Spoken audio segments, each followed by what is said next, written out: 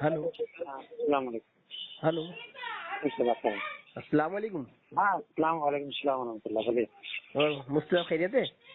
जी अल्हम्दुलिल्लाह।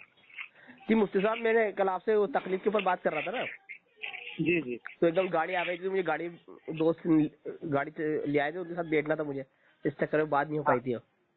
वो मेरा फोन काट दिया था ना। जी जी जी हाँ।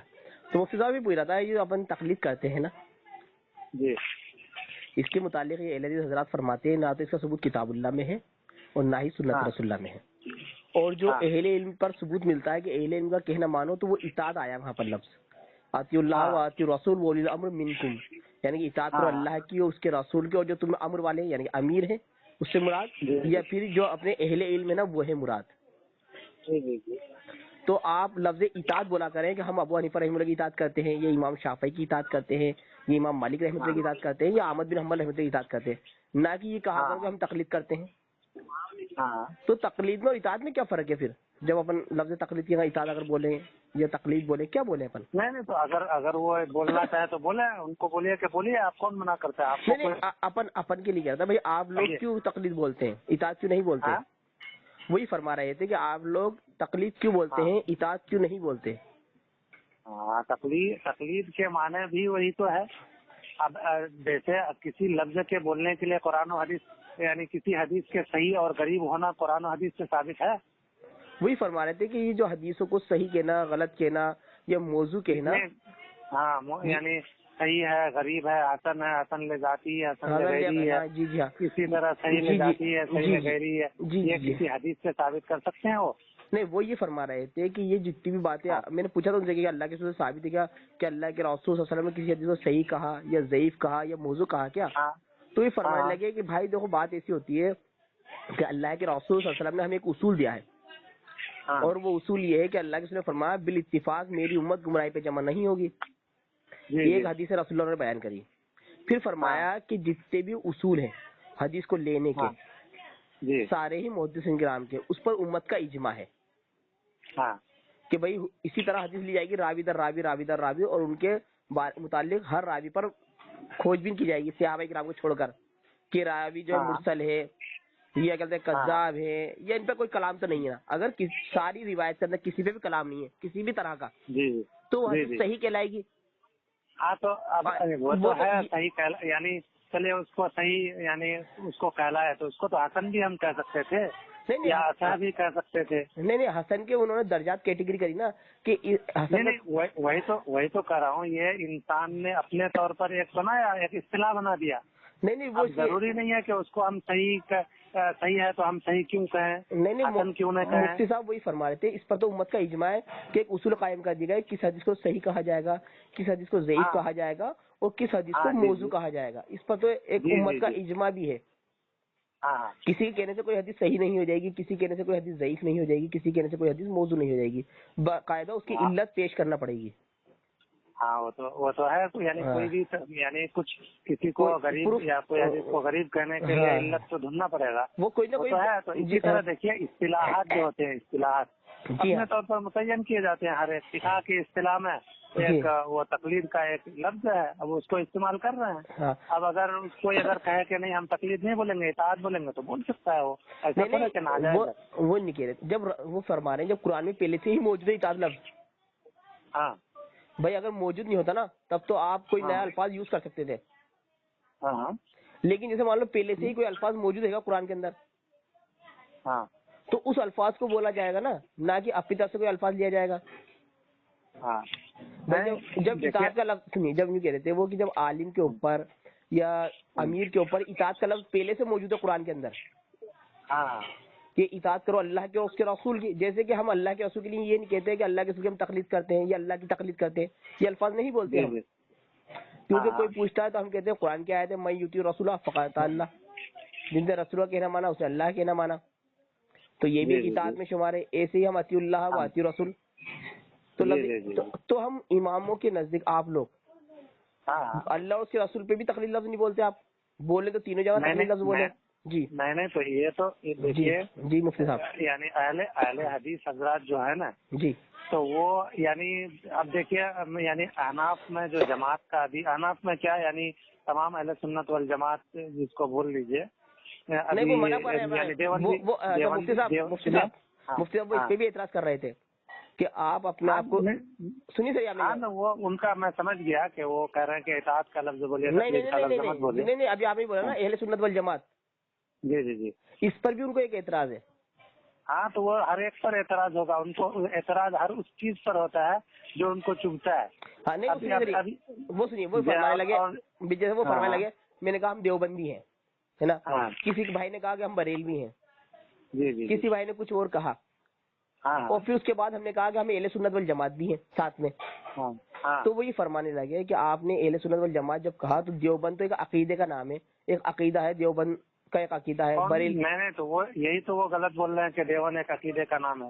میں دیوبندیوں بریلیوں کا عقیدہ بیان کیا تھا کہ بھائی دیوبندیوں کا یہ عقیدہ ہے اور بریلیوں کا یہ عقیدہ بالکل کہیں بھی نہیں بیان کیا، کہیں بھی نہیں بیان. دیوبند کہہ کر کے جو دارالعلوم دیوبند ہے جی، تو اس کی آپ کسی بھی کتاب میں نہیں بتا سکتے کہ دیوبند ایک عقیدے کا نام ہے. اور نہیں عقیدہ الگ ہے نا، دیوبندی بھائیوں کا عقیدہ الگ ہے اور بریلی بھائیوں کا عقیدہ الگ ہے، اس پہ کتابیں موجود ہیں معاشرے میں.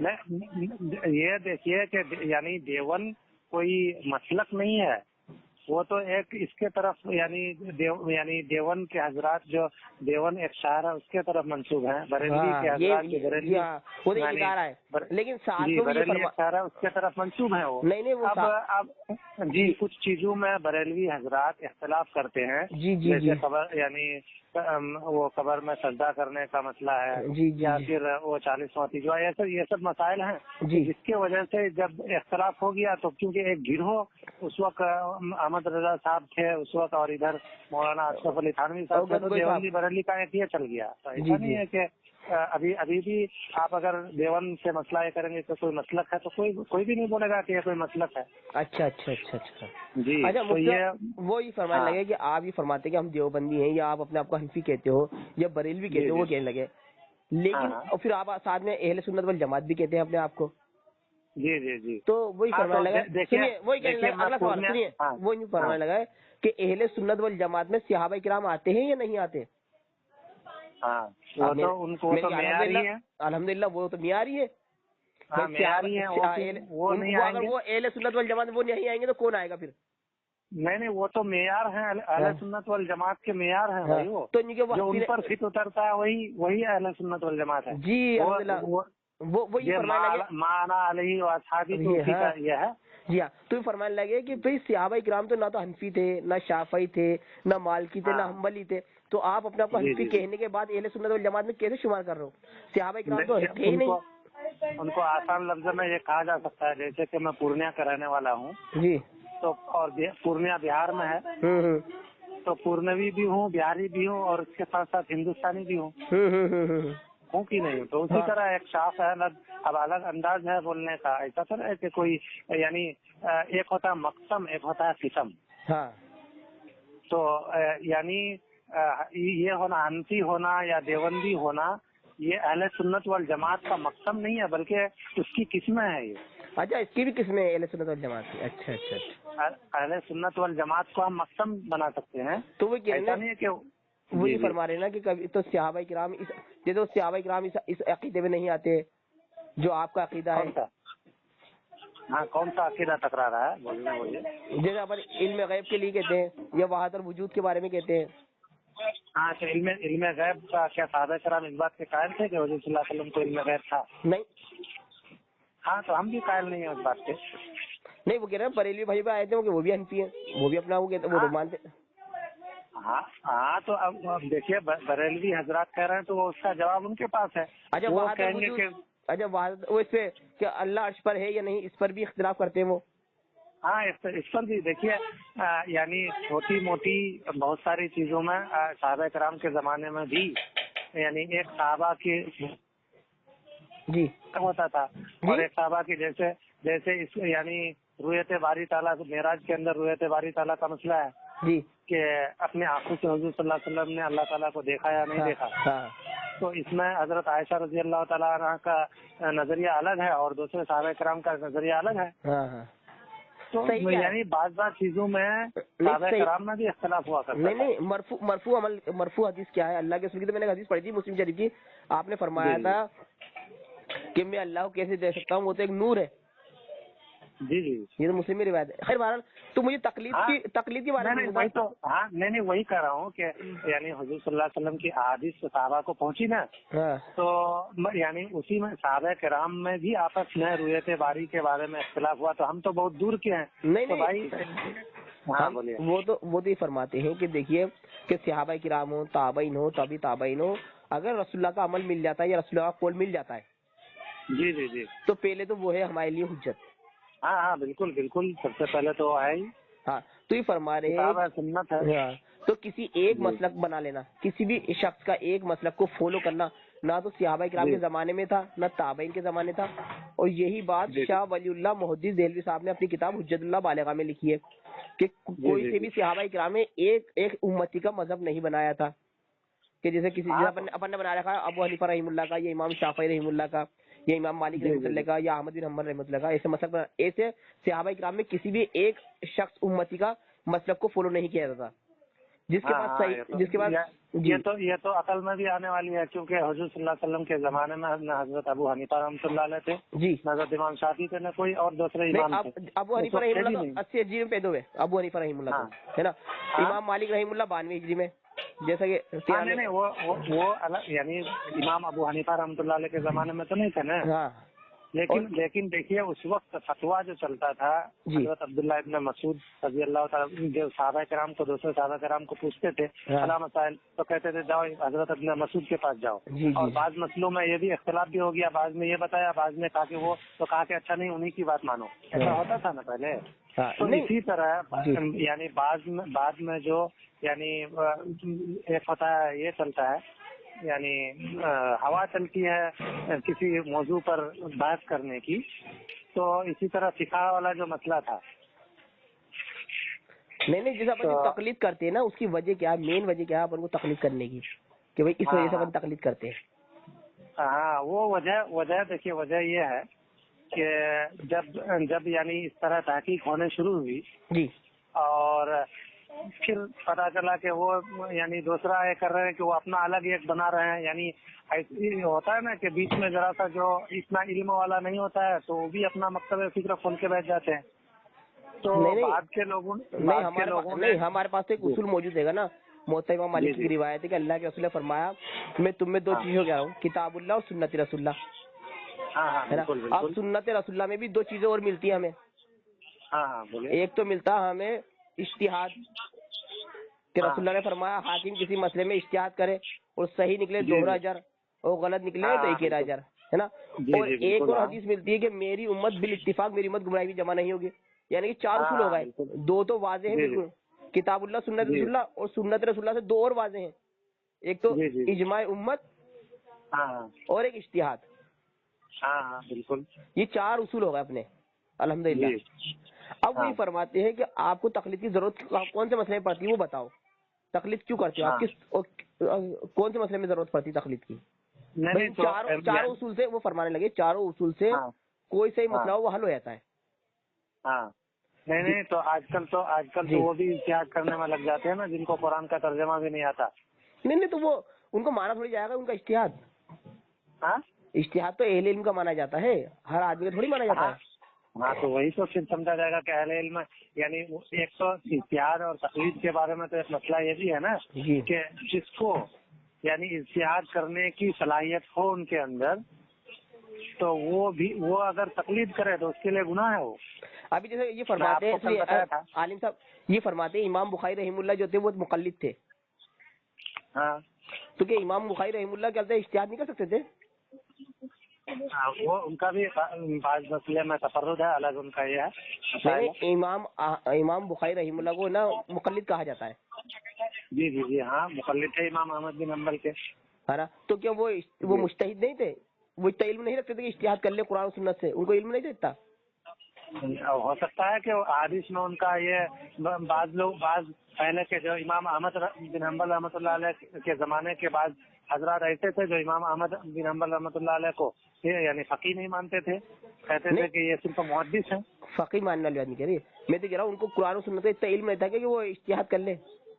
نہیں دیکھیے صرف احادیث کا یاد کرنا اور بہت زیادہ ذہین کا ہونا یہ مجتہد بننے کے لیے کافی نہیں ہے. اچھا یعنی اب امام ابو حنیفہ رحمۃ اللہ علیہ یعنی حضرت امام بخاری رحمۃ اللہ علیہ یعنی تقلید کرتے تھے یا اجتہاد کرتے تھے تو ان کا الگ مسئلہ ہے. بعض مسئلہ میں ان کا تفرد موجود ہے، یعنی بخاری میں الگ الگ باب قائم کیے اپنے اعتبار سے کیے ہیں، اور یعنی اور ان کی بہت ساری کتابیں بھی ہیں مسائل میں بھی، تو ان کا الگ الگ مسئلہ ہے. اب وہ تقلید کرتے تھے کہ اجتہاد کرتے تھے ان کا مسئلہ ہے. اچھا عالم صاحب اپن کسی مسئلے میں کسی عالم کے پاس گئے، جیسے مان لو ہمیں طالب علم ہے، ہم کسی عالم سے جا کے ہم نے کوئی مسئلہ پوچھا. جی جی بالکل. تو وہ پوچھنا تقلید کہلاتا ہے کیا یہ علم کہلائے گا؟ ہاں میں نے پوچھا جیسے میں نے پوچھا کہ عالم صاحب ظہر میں کتنے فرض ہیں، تو کسی عالم صاحب نے فرمایا کہ 4 فرض ہیں ظہر میں. جی جی جی. تو یہ تقلید کہلائے گا میرا ان کی کرنا یا علم کہلائے گا؟ میں علم سیکھنے گیا ان کے پاس. علم سیکھنا ہی کہلائے گا، کیا کہلائے گا؟ تقلید تھوڑی کہلائے گا. دیکھیے تقلید کی جو تعریف ہے جی وہ یہ تعریف ہے کہ آپ کسی سے مسئلہ کو لے رہے ہیں اور اس سے دلیل نہیں معلوم کر رہے ہیں آپ. اچھا دلیل معلوم نہیں کر رہے. ہاں دلیل نہیں معلوم کر رہے ہیں آپ، مسئلہ کو لیے اور ان کی بات کو آمنا صدقنا کہہ کر کے قبول کر لیا، یعنی ان پر بھروسہ کرتے ہوئے کہ وہ اللہ تعالیٰ کے یعنی حکم کے مطابق ہی بتائے ہیں، قرآن و حدیث کے مطابق ہی بتائے ہیں، یہ ان پر بھروسہ کرتے ہوئے ان کی بات کو مان لینا تقلید ہے. یہ اپنا اجتہاد ہو گیا تو کہ جو یہ کہہ رہے ہیں وہ صحیح ہے بالکل. کون سی؟ یہ تو اپنا اجتہاد ہو گیا نا پھر کہ جو کہہ رہے ہیں صحیح کہہ رہے ہیں. یہ اجتہاد کیسے ہوا؟ بھائی اپن نے ان پر بھروسہ کر لیا، آمنا صدقنا. یہ تو قرآن میں رسولوں کے لیے آیا ہے، وقولوا سمعنا واطعنا، ہم نے سنا اور مانا. یہ تو قرآن میں رسولوں کے لیے آیا ہے کہ ہم نے رسول کی بات سنی. نہیں آپ اگر کسی اس کے پاس یعنی کوئی بھی یعنی رسول کے بارے میں نہیں کر رہا ہوں، کسی عالم کے پاس یا کسی مفتی کے پاس گئے اور ان سے کوئی مسئلہ معلوم کیے. جی جی جی ٹھیک ہے، تو اب ان سے مسئلہ معلوم کیے بغیر کسی اور ان سے دلیل بھی نہیں مانگے آپ. جی جی ہاں جی، تو اس کو کیا بولتے ہیں آپ؟ فتوا بولتے ہیں نا؟ ہاں فتوا بولتے ہیں الحمدللہ. ہاں فتوا کہتے ہیں. لیکن اسے دلیل نہیں دی انہوں نے. انہوں نے اگر دلیل نہیں دی اور دوسرے عالم صاحب کہہ رہے ہیں کہ دلیل کے ساتھ کہہ رہے ہیں کہ یہ مسئلہ انہوں نے غلط بیان کرا، تو پھر کس کی بات مانے؟ دلیل کے ساتھ کہہ رہے ہیں ہاں دوسرے عالم صاحب. ہاں تو بھائی جن کا آپ کو اس وقت پھر آپ کو یہ کرنا ہوگا کہ کون یہ ہے یعنی کس کی دلیل مضبوط ہے، تو آپ ان کے اعتبار سے یہ کیجیے. تو دیکھیے وہ آپ پر ہے کہ آپ اگر یعنی یہ جیسے بعض ہوتا ہے کہ 2 آدمی نے مسئلہ بتایا، الگ الگ بتایا. جی جی جی. اور آپ کے اندر اتنی صلاحیت بھی نہیں ہے کہ دونوں کو ہم پرکھ سکیں کہ کون صحیح ہے کون غلط ہے. جی جی. ہاں تو آپ کو اب پھر یہ کرنا پڑے گا کہ جو اپنے من کے اعتبار سے جو صحیح لگے، یا پھر آپ ذرا سا اور یعنی کوشش کیجیے کہ دوسرے سے پوچھ لیجیے. مفتی صاحب ایک عالم صاحب نے ہمیں بیان کرا جس کا ہم اعتبار کرتے ہیں کہ یہ عمل کر لو. جی جی جی بالکل. جیسے سپوز کرو ایک عالم صاحب نے فرمایا مجھ سے کہ جنازے کی نماز میں سورہ فاتحہ نہیں پڑھنا چاہیے امام صاحب کو. جی جی بالکل.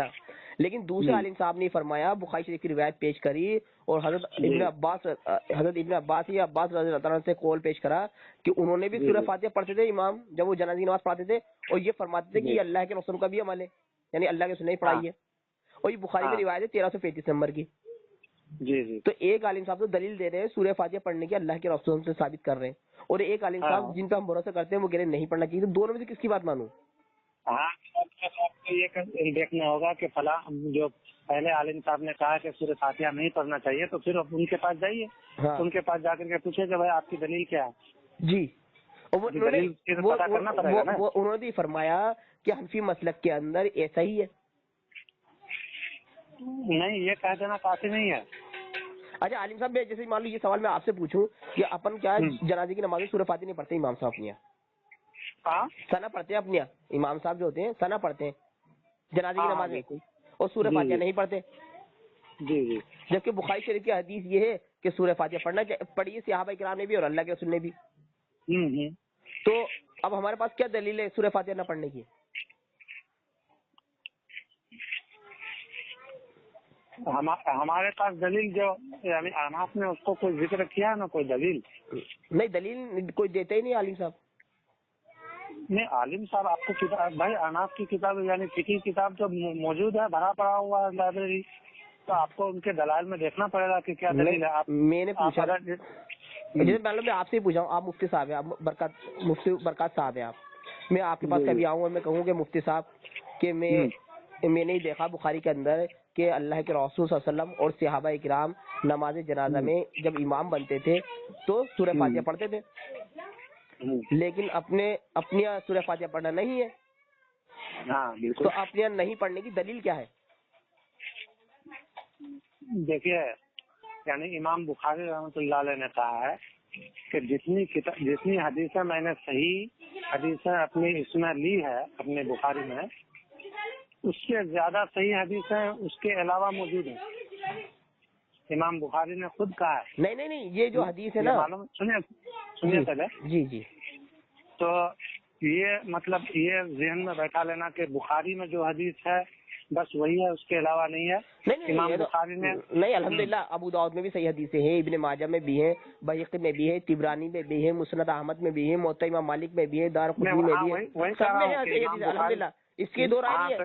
لیکن اپنے پاس کیا دلیل ہے کہ جو سورہ فاتحہ پڑھنے کے لیے اللہ کے منع فرمایا ہے یا صحابہ کرام نے منع فرمایا ہے کہ امام بنو تو سورہ فاتحہ مت پڑھنا نماز جنازہ میں، اس کی دلیل کیا ہے اپنے پاس؟ ہاں اس کی دلیل تو ابھی مجھے نہیں پتا ہے. اچھا کوئی بات لیکن میں یہ کہہ رہا ہوں کہ جیسے یعنی اہل حدیث حضرات کے نزدیک بھی اگر یعنی کچھ سطر کا حصہ اگر کھل جائے جی تو نماز ہوتی ہے. میرے علم میں نہیں صاحب، نماز میں اگر کھل جائے تو میرے علم میں نہیں ہے، میں پوچھ لوں گا. ہاں تو بہرحال یعنی نماز ہوتی ہے یا نہیں ہوتی ہے؟ اگر ہو جاتی ہے تو ٹھیک ہے، کوئی بات نہیں، کوئی سوال نہیں. لیکن اگر نہیں ہوتی ہے سطر کا حصہ کھولنے سے، تو بخاری شریف میں ایک خود حدیث ہے کہ ایک لڑکا نماز پڑھا رہے تھے اور سطر کا حصہ ان کا کھل رہا تھا جب وہ سجدے میں جا رہے تھے. نہیں تو وہ بالغ تھے کیا لڑکے جو پڑھا رہے تھے؟ ہاں آج نماز پڑھا رہے تھے جماعت سے؟ ہاں جماعت سے نماز پڑھا رہے تھے وہ. اچھا تو سطر کا حصہ کھل رہا تھا. ایک بات اس میں دو مسئلہ آپ نے جو بولا کہ بالغ تھے یا نابالغ تھے، تو بالغ تھے اگر تو سطر کا حصہ کھل رہا تھا تو نماز ہوئی یا نہیں. اچھا نابالغ تھے تو پھر دو مسئلہ کھڑا ہوگا، سطر کا حصہ کھل رہا ہے تو نماز ہوگی یا نہیں. اور پھر دوسرا مسئلہ یہ کہ نابالغ کے پیچھے بالغ لوگوں کی نماز ہوگی یا نہیں، فرض نماز. وہ تو ہو جاتی ہے نا، وہ ایک بچے پڑھاتے تھے 6-7 سال کی عمر میں پڑھاتے تھے، وہ فرماتے نا بخاری میں روایت نا کہ مجھے قرآن زیادہ یاد تھا تو میں لوگوں کو جو نماز پڑھاتا تھا. ہاں وہ تو وہ حدیث ہے گی نا ایک بخاری میں. تو فرض پڑھ سکتے ہیں بالغ کے پیچھے، یعنی نابالغ کے پیچھے فرض نماز پڑھ سکتے ہیں؟ نہیں روایت موجود ہے نا اللہ کے رسول کے زمانے میں صحابہ کرام نے پڑھی ہے. حضور صلی اللہ علیہ وسلم کے زمانے میں تو پڑھی، لیکن کون سے زمانے میں؟ شروع زمانے میں یا آخر زمانے میں؟ اس پہ اگر کوئی حدیث ہوگی جیسے نابالغ کے پیچھے نماز نہیں ہوتی تو پھر بات ہی ختم ہو جائے گی، اور اگر حدیث نہیں ہے ایسی تو پھر اپن کو نہیں، ہم یہاں یہ کریں گے کہ نابالغ جو ہے وہ یعنی نماز کا مکلف ہے یا نہیں. اچھا یعنی ایک مسئلہ یہ ہوتا ہے کہ نابالغ نماز کا مکلف ہے یا نہیں. اگر وہ نماز نہیں پڑھتا ہے تو گناہ ہوتا ہے اس کو؟ نہیں اس میں فرض نہیں نماز. ارے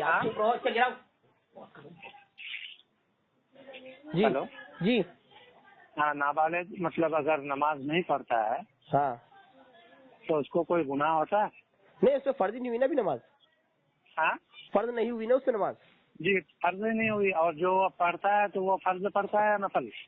اگر وہ پڑھتا ہے تو فرض نماز پڑھا رہا ہے تو نماز تو اس کی کرتے اس کا جو ثواب ہے ماں کو ملے گا اس کا. ہاں یعنی اس کے طرف سے وہ اجزاء نفل ادا ہوگا. ہاں ہے نا. ہاں اور نفل پڑھنے والے کے پیچھے فرض نماز کیسے ہوگی؟ نہیں تو صحابہ کرام نے پڑھی ہے نا. ہاں صحابہ کرام نے تو پڑھی ہے اللہ کے رسول کے زمانے میں.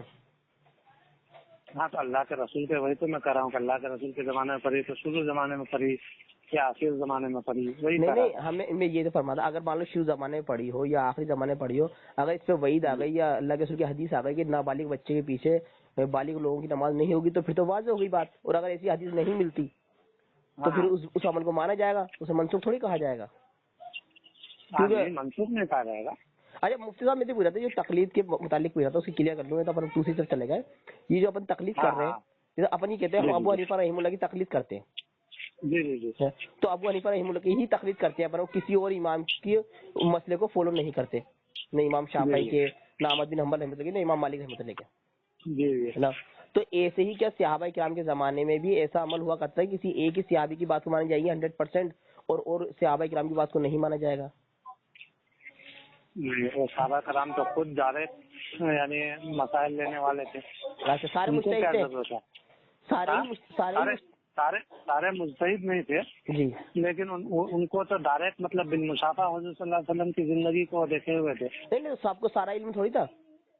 نہیں سارا علم نہیں تھا لیکن وہ بھی کوئی جو عالم ہوتے تھے ان سے پوچھتے تھے کہ اس معاملے میں حضور صلی اللہ علیہ وسلم نے کیا کہا. جیسے آپ یعنی بالمشافہ جو رسول سے ملے ہوئے ہیں ان سے پوچھ لے گئے تو بات ختم ہو جاتی تھی. نہیں وہ تو صحیح ہے جیسے اپن تربیت یافتہ بھی تھے. ہاں وہ صحیح ہے. جیسے اپن صرف ابو حنیفہ رحمہ اللہ کا ہی مانتے ہیں اور دوسرے مسلک کی جو باتیں ہیں وہ اپنے مسلک میں اگر ٹکراتی ہیں تو اپن اس کو نہیں لیتے. جیسے رفع الیدین کا مسئلہ ہے ان کا, تو ان کے رفع الیدین کیا جاتا ہے دوسرے مسلک کے اندر, اب یہ نہیں کیا جاتا جبکہ کرنے کی حدیث ملتی ہے. سورہ فاتحہ کا مسئلہ ہے تو احناف میں بھی بہت سارے کو ایسا لگا کہ دلائل کے اعتبار سے رفع الیدین افضل ہے. اچھا ٹھیک ہے, تو وہ خود رفع الیدین کرنے لگے. ایسا ہے کہ نہیں؟ اچھا عالم صاحب ایک بات یہ, اب اسے مان لو آمین کا مسئلہ ہے. ہاں آمین کا مسئلہ, آمین کا, ہاں عالم کا آمین, ہاں عامل, جی جی جی, ہاں. تو یہ امام صاحب کے لیے کہنا منسوخ ہے کیا؟ کیا عامل کا آمین کہنا امام صاحب, امام کو نہیں کہنا چاہیے؟ امام جو ہمارے امام ہوتے ہیں نماز پڑھاتے ہیں جو ان کو آمین نہیں کہنا چاہیے؟ کیوں منسوخ تھوڑی ہے. کیا عالم نہیں, یہ سمجھا نہیں میں کیا بول رہا ہوں. آمین بولتے نا سورہ فاتحہ میں آمین. اچھا آمین, ہاں بولیے.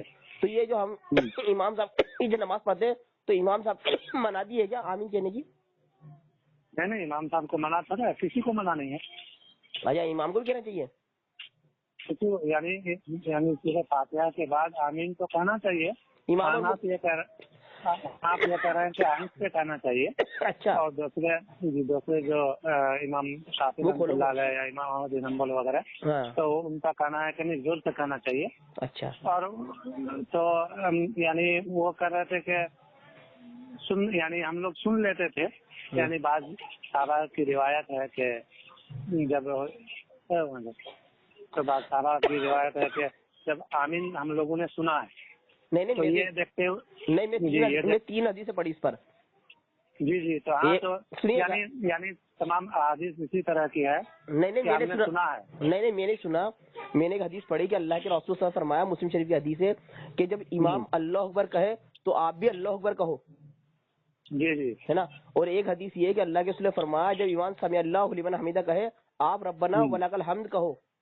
تو یہ دونوں جو باتیں نا اللہ اکبر اور سمع اللہ لمن حمیدہ یہ امام صاحب کی ہمیں سنائی دیتی بنا مائک کے بھی 3-4 صفحوں کو. اور ایک حدیث اور ہے کہ اللہ کے رسول نے فرمایا جب امام آمین کہے تم آمین کہو. تو ہمیں امام صاحب کی آواز ہی نہیں سنائی دیتی کبھی بھی.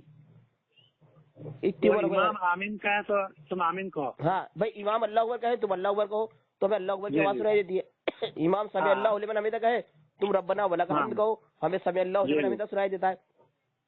ایک اور حدیث آ گئی بخاری میں کہ امام آمین کہے آپ آمین کہو تو ہمیں امام کی آواز ہی نہیں آتی. کیا منسوخ ہو گیا امام کا آمین منسوخ؟ نہیں منسوخ نہیں ہو گیا بلکہ آہستہ کہتے. نہیں تو آواز تو آنا چاہیے نا. اللہ کے 2 جگہ تو آواز آ رہی ہے, اللہ اکبر کی آواز آ رہی ہے تو ہم اللہ اکبر کہہ رہے ہیں, سمع اللہ لمن حمیدہ کی آواز آ رہی ہے تو ہم ربنا ولک الحمد کہہ رہے ہیں. تو ہمیں تو آمین کی آواز نہیں آ رہی امام صاحب کی. نہیں تو آپ کہہ رہے ہیں کہ آمین کیونکہ ایک دعا کے طور پر ہے. نہیں تو رسول اللہ کیا فرمایا آمین کے معنی کیا ہوتا ہے؟ جو کیا گیا نا ویسا ہی ہو, جو کہا گیا نا ویسا ہی ہو, جو دعا کی گئی ہے نا مطلب ایسا ہی ہو, ایسا ہی ہو. جی یعنی ان کا معنی ہوتا ہے کہ قبول فرما لیجیے. ہاں ایسا ہی ہو. نہیں جب رسول اللہ کی 2 باتیں ہم مان رہے ہیں, اللہ اکبر کہہ رہے ہیں امام صاحب تو اللہ اکبر کہو تو آواز آ رہی ہے, اللہ اکبر پوری مسجد سن رہی ہے بنا مائک کے. سمع اللہ لمن حمیدہ بنا مائک کے سب کو آواز آ رہی ہے. جی تو پھر آمین میں کوئی حدیث رسول اللہ کی ایسے ملتی ہے کہ آمین امام تو آہستہ کا ہے اور مقتدی جو ہے پھر اس کے بعد کا ہے آہستہ کی، اللہ کے سے کوئی حدیث ملتی ہے؟ یہ تو مرفوع حدیث ہے. ہاں تو مرفوع حدیث ہے تو اس میں تو زور سے کہنے کی بات نہیں ہے نا. نہیں سنیں گے کب؟ جب وہ امام صاحب باقی مفتی صاحب جب اللہ اکبر بھی تو زور سے کہتے ہیں نا امام صاحب. ہاں تو اللہ اکبر اور جو سمیع اللہ لمن حمیدہ ہے تو وہ تکبیرات انتقال میں آتا ہے. اس کو اگر نہیں کہے گا تو آدمی مطلب منتقل کیسے ہوگا ایک سے دوسرا؟ یہ نہیں تو حکم تو رسول اللہ کا دو پہ اور آمین کا جو یہ ہے تو قرآن میں ہے کہ عد اللہ تضرعا و خفیۃ، کہ اللہ تعالیٰ سے تم دعا کرو بالکل مطلب آہستہ سے اور عاجزی اور انکساری سے، اس اعتبار سے اس کو آہستہ پڑھا. تو آمین دعا تھوڑی ہے، دعا تو الحمد شریف ہے. ہاں دعا تو الحمد شریف ہے. ہاں تو یہ آمین کہنا بھی تو دعا ہوا. جب یہ دعا تھوڑی یہ تو ایسا ہی ہو یہ تو یہ ہے نہیں ایسا ہی ہو آپ جو کہہ رہے ہیں ایسا ہی ہو یہ سے مطلب جی. اس کا آمین کا معنی یہ بھی ہے کہ جو دعا کی گئی ہے وہ قبول فرما لیجیے. ہاں تو بس تو یہ دعا تھوڑی ہوا. ہاں یہ کھانا بھی تو دعا ہے نا. نہیں یہ دعا تھوڑی ہوا بھائی، دعا تو وہ تھی جو ہم نے کہا مطلب یعنی اس کا مطلب ہم یہ کہہ رہے ہیں کہ جو ڈاٹ یعنی پہلے جو دعا کیا گیا اس کو ہم بھی کر رہے ہیں. نہیں جو دعا ہوئی نا اللہ اس کو قبول فرما لے. ہاں بھائی اے دن صراط، ہم کو سیدھے راستے پر چلا، صراط الذین انعمت علیہم، ان لوگوں کے راستے پر جس پر تیرا انعام ہوا.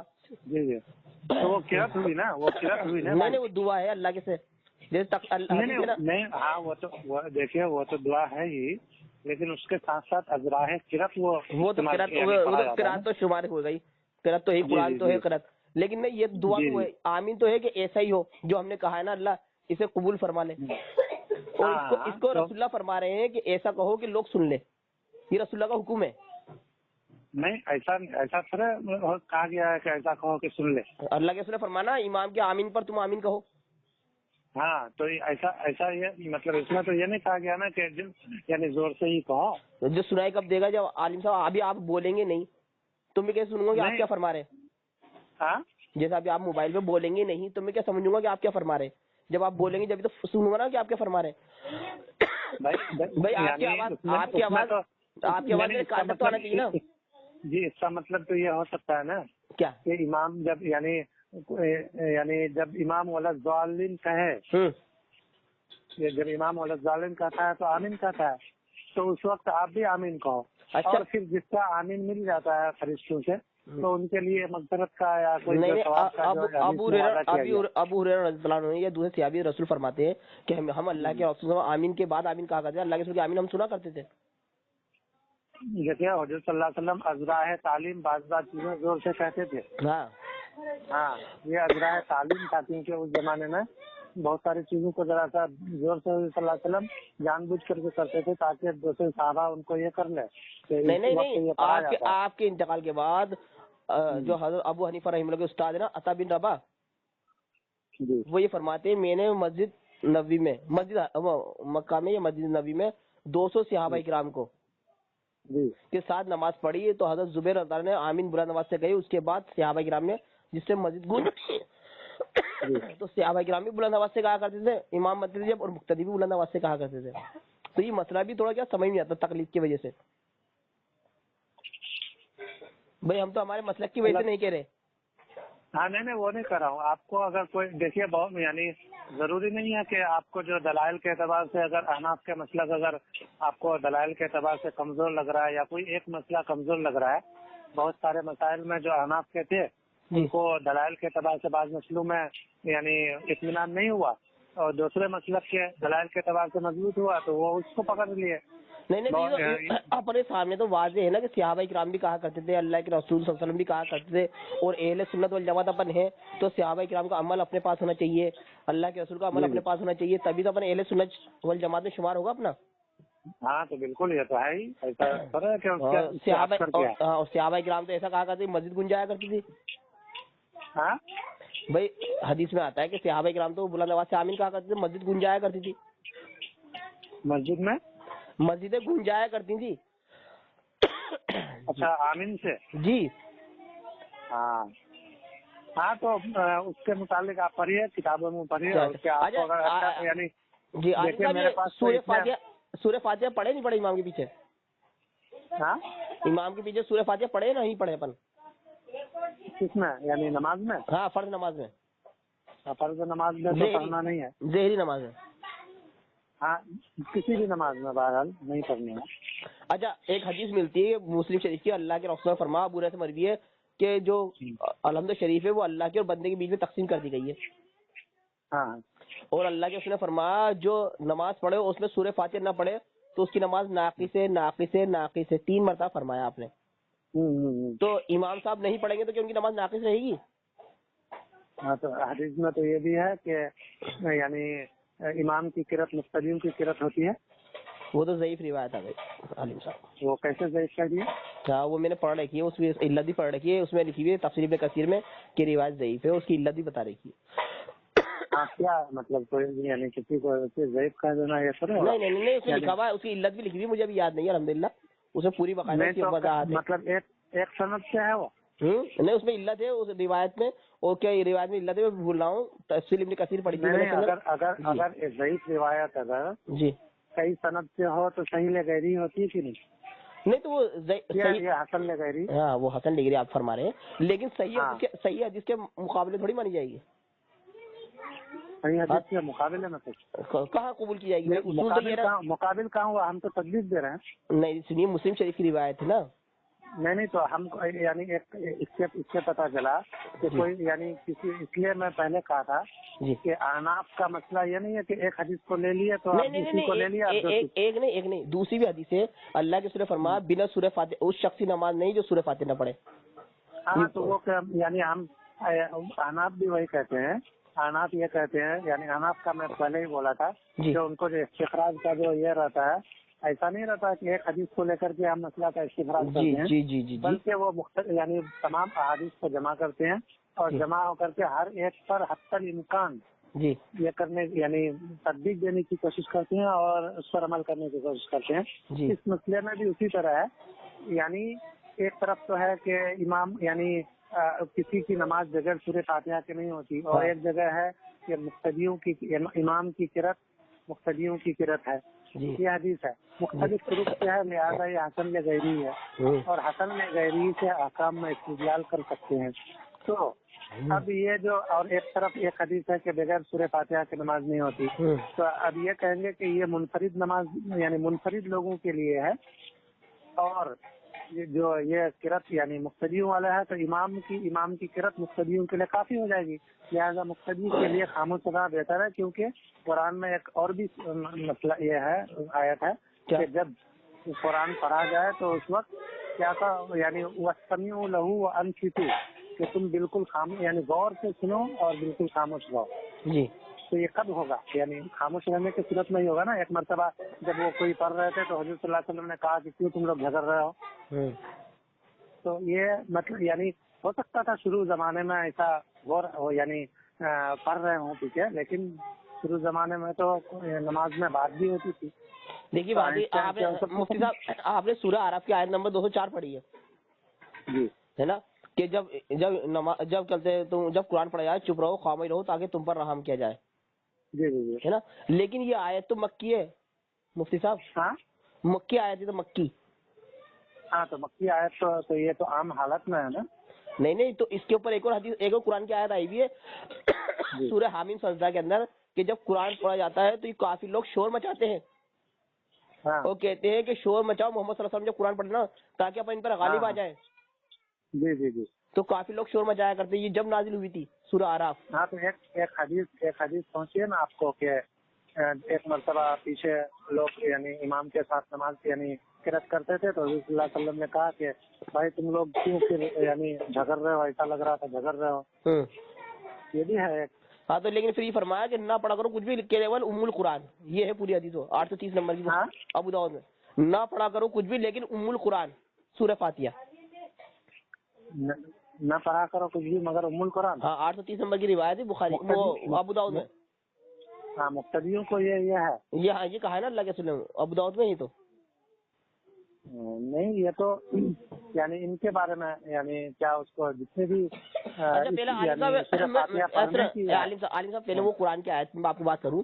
آپ نے فرمایا سورہ اعراف کی آیت پیش کری کہ جب قرآن پڑھا جائے چپ رہو، خاموش رہو تاکہ تم پر رحم کیا جائے.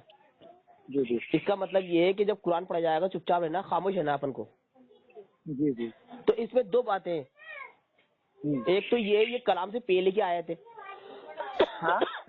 کلام نازل، وہ کلام کی آیت نازل نہیں ہوئی تھی نا، کانتین والی جو مدینے میں نازل ہوئی ہے سورہ بقرہ کی، اس سے پہلے کی آیت ہے یہ.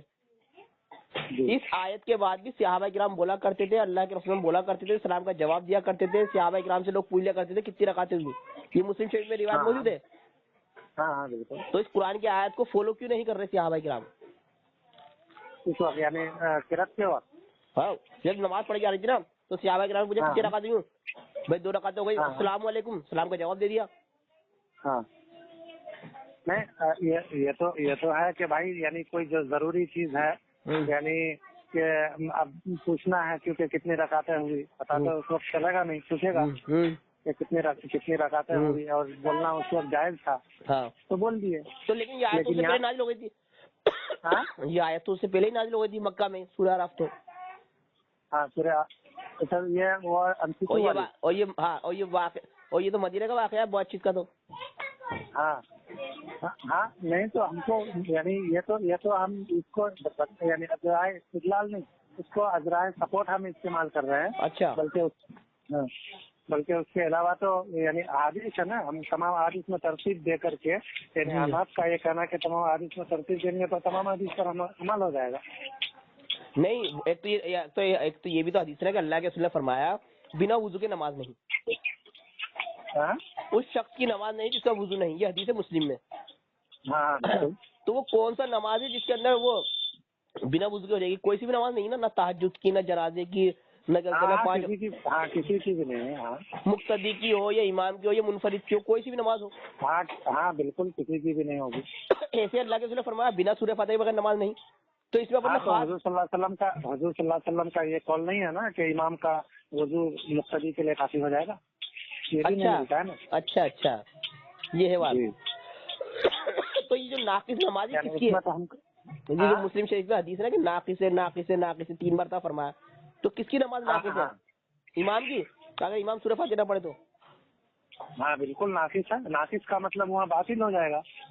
نہیں، جو ناقص نماز ہے مقتدی کے لیے ہے یا امام کے لیے؟ وہ جو مسلم شریف کی حدیث ہے نا کہ تم نماز پڑھو، اگر اس میں نماز میں سورہ فاتحہ نہیں پڑھی تو تمہاری نماز ناقص ہے. جی. تو امام کی، اگر امام صاحب نماز پڑھا رہے ہیں اس میں سورہ فاتحہ نہ پڑھائے تو نماز ناقص رہے گی امام صاحب کی، اوروں کی ہو جائے گی کیا؟ بالکل ناقص رہے گی ان کی نماز. اور مقتدی کی ہو جائے گی جب امام صاحب تو ان کے امام صاحب کے وہ تابع ہیں. جب امام صاحب ہی کی نماز ناقص ہوگی تو مقتدی کی کیسے پوری ہو جائے گی؟ نہیں، بخاری میں ایک اور حدیث ہے کہ اللہ کے رسول نے فرمایا، بخاری میں ایک اور حدیث ہے 694 نمبر کی، کہ لوگ تمہیں نماز پڑھائیں گے، اگر وہ صحیح پڑھائیں گے تو ان کو بھی اجر ہے اور تمہیں بھی اجر ہے، اور اگر وہ غلط پڑھائیں گے تو انہیں عذاب ہے نا، انہیں ان پہ وبال ہے اور تمہیں ثواب ہے، یعنی تمہاری تو ہو جائے گی. وہ تو اس صورت میں ہوگا جب پتہ ہی نہیں چلے گا نہیں کیا پڑھایا نہیں پڑھایا کیا. نہیں، اگر وہ غلطی کرتے ہیں، کوئی شخص بنا سورہ فاتحہ کے نماز پڑھاتا ہے امام صاحب. نہیں بنا سورہ فاتحہ کے پڑھایا اور پھر مقتدی کو یہاں پیچھے سے پتہ بھی چل گیا کہ سورہ فاتحہ نہیں پڑھا تو لقمہ ہے نا، لقمہ دے گا وہ. نہیں، اور مگر انہوں نے نہیں پڑھائی سورہ فاتحہ، نہیں پڑھائی پھر بھی. تو اس کو لوٹانی پڑے گی نماز، پھر سے پڑھنی پڑے گی. اور مقتدیوں کو بھی ان کے ساتھ لوٹانی پڑے گی. نہیں، تو حدیث تو یہ کہہ رہی ہے نا بخاری شریف کی کہ اللہ کے رسول نے فرمایا لوگ تمہیں نماز پڑھائیں گے، اگر وہ غلط پڑھائیں گے، غلط کا مطلب یہ اب پہچان گئے کہ وہ غلط پڑھا رہا ہے، اگر وہ غلط پڑھائیں گے تو ان کی نہیں ہوگی، تمہاری ہو جائے گی. غلط کرائیں گے تو اس سے خاموش ہے کہ آپ کو پتہ چلے یا نہ چلے بھائی، اس بات سے خاموش ہے. نہیں، پتہ لگ گیا نا کہ غلط پڑھا رہے ہیں بھائی، اللہ کے فرمایا وہ غلط پڑھائیں گے. نہیں، ایک بات یہ ہوتی ہے کہ امام صاحب نماز پڑھا رہے ہیں جی. اب جیسے میں نماز پڑھایا، اب بغیر وضو کے نماز پڑھا دیا، ٹھیک ہے. اب بغیر وضو کے نماز پڑھا دیا اور میں آپ لوگوں سے بولا بھی نہیں، یعنی جو مقتدی ہیں ان سے بولا بھی نہیں کہ بغیر وضو کے میں نے نماز پڑھایا، تو میری تو نماز بہرحال. تو ہمیں کیا پتہ لگا آپ نے غلطی کری؟ ہمیں تو پتہ ہی نہیں لگے گا. تو یعنی اس سے تو یہ ہو گیا کہ بھائی میں نے بغیر وضو کے، مجھے پتا ہے اور میری نماز کی نہیں ہوئی. آپ کو پتا ہے، ہمیں تو پتا نہیں ہے. وہاں تو یہ ہے کہ اگر تمہیں معلوم ہے غلط پڑھا رہا ہے، اچھا تو ہمیں معلوم ہے. جی وہی تو کر رہا ہوں، مقتدی کو تو پتا ہی نہیں ہے کہ وہ تو کوئی بات ہی نہیں جس کو پتا ہے اللہ نے فرمایا وہ غلط نماز پڑھائیں گے. جیسے مجھے پتا ہے غلط نماز پڑھاتا ہے کوئی شخص، لیکن نہیں یہاں حدیث اس بات سے خاموش ہے کہ مقتدیوں کو بھی پتا چلے نہیں کہ غلط نماز پڑھیں. وہ حدیث نا کہ لوگ تمہیں نماز پڑھائیں گے، صحیح پڑھائیں گے، تمہاری بھی نماز ہے ان کی بھی نماز ہے، یعنی کہ اور غلط پڑھائیں گے تو تمہیں ثواب ہے ان پہ وبال ہے. ہاں تو غلط اگر پڑھا دیں گے اگر نماز، وہی تو کر رہا ہوں، غلط سورہ فاتحہ نہیں پڑھائی امام صاحب نے سورہ فاتحہ نہیں پڑھائی. جی جی، تو انہوں نے غلط پڑھائی نماز کی سورہ فاتحہ پڑھنے کی. ہاں وعلیکم السلام. مفتی صاحب اچھا اچھا اچھا اچھا. ہاں تو مفتی صاحب بھی پوچھ رہا تھا کہ جیسے حدیث یہ بخاری شریف کی 694 کی لوگ تمہیں نماز پڑھائیں گے. جی جی، اگر صحیح پڑھائیں گے تو انہیں بھی ثواب ہے اور تمہیں بھی ثواب ہے. جی جی، اور غلط پڑھائیں گے تو انہیں عذاب، ان پہ وبال ہے اور تمہیں ثواب ہے. جی. اب سپوز کرو کسی جو میں نے فرمایا کہ نماز ناقص ہے 3 مرتبہ اللہ کے رسول نے فرمایا. پھر صحابہ کرام نے تابعین نے صحابہ کرام سے پوچھا ابو ہریرہ سے کہ ہم امام کے پیچھے ہوتے ہیں جب بھی پڑھے تو کہا ہاں پڑھو، اسے دل میں پڑھو. تو یہ حدیث، یہ تو صحابہ کرام کیا دوسری والے حدیث کیا بولے؟ مسلم میں روایت ہے 878 نمبر کی، ابو ہریرہ رضی اللہ عنہ مروی ہے کہ اللہ کے رسول نے فرمایا کہ کسی نے نماز پڑھی اس میں سورہ فاتحہ نہیں پڑھی تو نماز ناقص ہے. تو صحابہ کرام سے عرض کیا گیا کہ ہم امام کے پیچھے ہوتے ہیں جب بھی پڑھے تو آپ نے فرمایا پڑھو اسے دل میں، کیونکہ میں نے اللہ کے رسول سے سنا ہے کہ یہ یعنی کہ بندے کے اور اللہ کے بیچ میں تقسیم کر دی گئی ہے. یہ 878 نمبر کی روایت ہے مسلم میں. وہ حکم دے رہے ابو ہریرہ جس حدیث کو بیان کر رہے کہ ہاں مقتدی کے لیے، مقتدی سے کہا جا رہا پڑھو اسے، مقتدی کے لیے کہا گیا. ہاں مسلم میں ہے 878 نمبر کی روایت. میں تو یعنی یہ حدیث تو بہرحال مجھے پتا نہیں ہے. آپ دیکھیے 878 نمبر کی روایت ہے مسلم کے اندر. اچھا اچھا. ہاں تو اب اس کا کیا جواب ہے، یا پھر اس کے مخالف کوئی حدیث ہے یا نہیں ہے؟ امام ابو یعنی یہ حضرت ابو ہریرہ رضی اللہ تعالیٰ عنہ کی ہے. جی ہاں جی. اب اس کے علاوہ اگر کسی دوسرے صحابہ سے کوئی چیز منقول ہے تو اس بارے میں مجھے نہیں. یہ تو سیدھا اللہ کے رسول کا وہ بھی مل رہا ہے، مرفوع حدیث بھی مل رہی ہے. اور اللہ کے مرفوع حدیث تو اس سلسلے میں نہیں ہے. مرفوع حدیث ہے نا کہ اللہ کے فرمایا نمازی نہیں اس شخص کی جو سورہ فاتحہ نہ پڑھے. ہاں تو یہ مجمل ہے. اس پر ہم یعنی دوسری جو حدیث ہے اس سے ہم اس کو یہ کر سکتے ہیں. پھر صحابہ کرام کو منہج پتہ لگ رہا نا. صحابہ کرام فرما رہے کہ جو ناقص سے مراد یہ کہ ہاں میں نے اللہ کے رسول سنا کہ بندے کے اور اللہ کے بیچ میں تقسیم کر دی گئی ہے. بندے کے اور اللہ کے بیچ میں ہاں الحمد شریف کو تقسیم کر دیا گیا ہے. ہاں تو یہ تو حقیقت ہے ہی. یعنی شروع میں وہ ہے اللہ تعالیٰ کے اس میں آخر میں دعا ہے بندے، اور اس کے اس بات کے اعتبار سے ہے نا. جی. تو وہ اس سے کوئی اس کا کہ وہ پڑھے ہی مقتدی پڑھے، اس سے اس کا کیا تعلق ہے؟ جی. اچھا اور بھی مسائل ہے جس کی وجہ سے اب جیسے فقہ حنفی کی جو کتاب ہے نا ہدایہ، در مختار، فتاوی عالمگیری، قدوری ہے نا، اس میں اور اب یہ فتاوی عالمگیری میں ایک مسئلہ لکھا ہوا ابو حنیفہ رحمہ اللہ کے نام سے. مسلم میں ایک روایت پڑھی ہے ابو حنیفہ رحمہ اللہ کے نام سے. کیا نام؟ ابو حنیفہ رحمہ اللہ لینا. نہیں ان کے نام سے کیا کتاب؟ کون سی کتاب؟ فتاوی عالمگیری. اچھا فتاوی عالمگیری. جی ہاں. اللہ کے رسول نے فرمایا مسلم شریف کی روایت ہے جسے رمضان کے روزے رکھے پلس شوال کے 6 روزے رکھے تو وہ پورے سال بھر کے روزے کا. ایک منٹ ذرا ایک فون آ رہا ہے میں ان سے بات کروں. اچھا ایک بات کر لوں کمپلیٹ فکر لیجیے آپ کہ شوال کے 6 روزے رکھے اور جن نے رمضان کے روزے رکھے اسے سال بھر کا ثواب ملتا ہے. لیکن فتاوی عالمگیری میں لکھا ہے کہ ابو حنیفہ رحمہ اللہ کے نزدیک شوال کے 6 روزے رکھنا مکروہ ہے، خواہ ایک ساتھ رکھو یا الگ الگ رکھو. ہاں یہ مسئلہ سمجھ نہیں آتا. ہاں تو اس کے بارے میں پھر وہاں کچھ اور نہیں لکھا ہے دلائل وغیرہ؟ نہیں فتاوی عالمگیری میں لکھا ہوا ہے کہ شوال کے 6 روزے رکھنا ابو حنیفہ رحمہ اللہ کے نزدیک کہتے ہیں مکروہ ہے، خواہ ایک ساتھ رکھو یا الگ الگ رکھو. ہاں تو وہ آپ یعنی وہ بھی آپ انڈیکیٹ کیجیے، اس کو بھی دیجیے مجھے. انشاءاللہ دوں گا. ٹھیک ہے نا، کر لیجیے آپ بات کر لیجیے. ٹھیک ہے، السلام علیکم.